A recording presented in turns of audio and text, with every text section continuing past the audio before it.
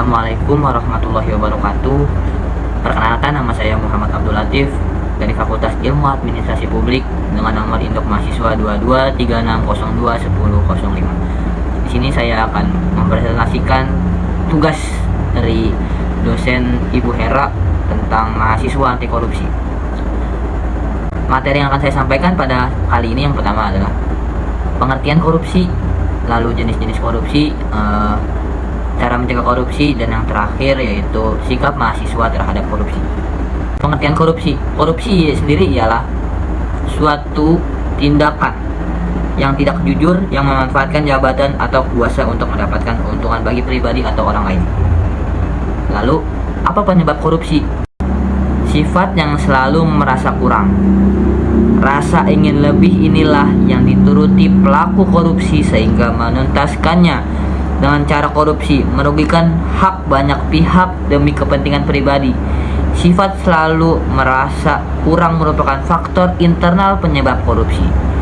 Lalu yang kedua yaitu moral yang lemah. Seorang yang moralnya tidak kuat cenderung mudah tergoda untuk melakukan korupsi. Godaan dan tekanan ini dapat muncul dari atasannya, sehingga ia terbawa untuk melakukan suatu korupsi. Yang ketiga yaitu gaya hidup konsumtif. Gaya hidup konsumtif di kota besar kerap mendorong seseorang berperilaku untuk melakukan suatu korupsi. Perilaku konsumtif berisiko membuka celah korupsi demi memenuhi kebutuhan hidup jika tidak diimbangi dengan pendapatan yang memadai. Lalu yang keempat ialah malas atau tidak mau bekerja. Sejumlah orang dapat menghasilkan dari suatu pekerjaan tanpa usaha. Sifat malas ini beresiko memicu seseorang melakukan cara yang mudah dan cepat demi mencapai tujuan. Salah satu cara tersebut adalah korupsi. Lalu ada jenis-jenis korupsi. Jenis-jenis korupsi yang pertama yaitu suap menyuap. Apa itu suap menyuap? Memberi atau menjanjikan sesuatu kepada aparatur sipil negara, penyelenggara negara, hakim atau advokat dengan maksud supaya berbuat sesuatu atau tidak berbuat sesuatu dalam jabatannya. Suap menyuap bisa terjadi antar pegawai maupun pegawai dengan pihak luar. Suap antar pegawai misalnya dilakukan untuk memudahkan kenaikan pangkat atau jabatan. Sementara suap dengan pihak luar misalnya ketika pihak swasta memberikan suap kepada pegawai pemerintah agar dimenangkan dalam proses tender. Yang selanjutnya yaitu penggelapan. Penggelapan dalam jabatan tindakan dengan sengaja menggelapkan uang atau surat berharga atau melakukan pemalsuan buku-buku atau daftar-daftar yang khusus untuk pemeriksaan administrasi. Contoh penggelapan dalam jabatan: penegakan hukum merobek atau menghancurkan barang bukti suap atau melindungi pemberi suap.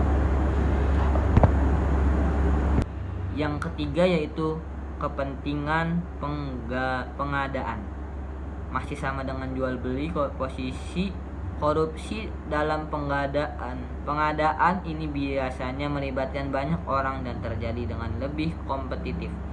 Untuk mendapatkan suatu proyek dan sejenisnya, mereka rela mengeluarkan uang tambahan dan akhirnya melakukan suatu kegiatan korupsi. Materi yang selanjutnya yaitu tentang cara mencegah korupsi. Mencegah korupsi sendiri itu bisa dimulai dari diri kita sendiri. Contohnya yang pertama, atur cash flow. Atur masuk keluarnya uang. Kalau uang kita sehat, maka kita tidak akan terjadi suatu tindakan korupsi. Yang kedua yaitu dengan cara membayar hutang dengan disiplin. Jadi waktunya kita bayar hutang, kita harus bayar, jangan ditunda-tunda. Lalu yang ketiga yaitu memiliki gaya hidup sesuai kemampuan. Jadi kalau kita mampunya A, ya A sesuai kemampuan kita jadinya. Lalu materi yang terakhir yaitu tentang sikap mahasiswa terhadap korupsi. Yang pertama, moralitas. Sebagai generasi penerus bangsa, mahasiswa diharapkan memiliki kemampuan interpersonal yang lebih tinggi sehingga memiliki moral, rasa peduli, dan rasa bertanggung jawab untuk memajukan negara Indonesia dengan memberantas korupsi. Mahasiswa yang menyelesaikan pendidikannya cenderung memiliki tenggang rasa yang lebih baik terhadap negara dan masyarakat sekitarnya dan cenderung benci terhadap tindakan korupsi. Lalu yang kedua, identifikasi korupsi. Mahasiswa yang khususnya masuk dalam fakultas hukum dan ekonomi memiliki kemampuan untuk mengidentifikasi dan menganalisa suatu tindakan korupsi lebih baik daripada masyarakat dan umumnya. Mahasiswa yang memiliki pengetahuan mengenai standar-standar identifikasi dan analisis korupsi dari segi finansial maupun hukum. Dengan kemampuan ini, mahasiswa diharapkan dapat memperbaiki kualitas penegakan hukum di Indonesia. Lalu yang terakhir adalah pelaporan.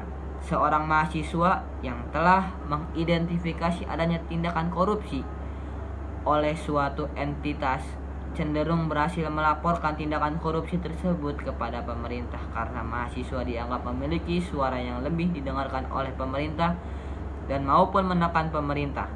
Selain itu, mahasiswa cenderung lebih berani untuk melaporkan tindakan korupsi tersebut karena mereka memiliki pengetahuan akan prosedur dan langkah hukum untuk melakukan